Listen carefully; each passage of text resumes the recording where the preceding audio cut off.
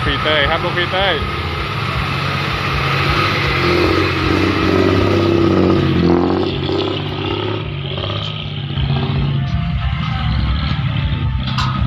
โอ้ย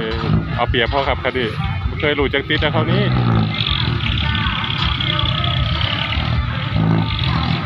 ลัดหน่อยลัดหน่อย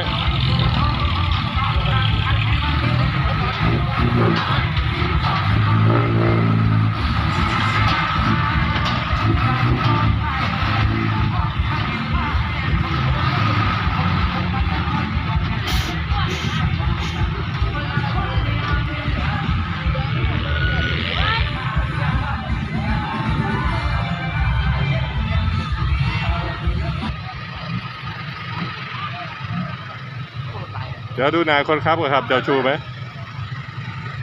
เมียไม่มาครับบัดนี้เมียไม่มาตะแกเตยครับตะแกเตยบิ่งยูคาบิ่งมันครับ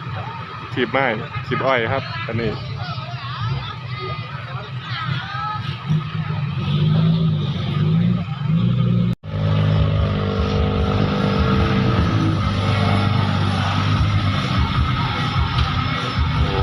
ได้เวลาขยับแล้วครับ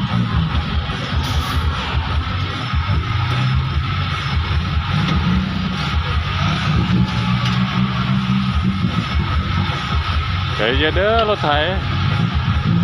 ก็จะจุ่มกันแล้วครับเดี๋ยวดูรถเสียเตยครับเดี๋ยวนะครับใจเย็นๆนะครับใจเย็น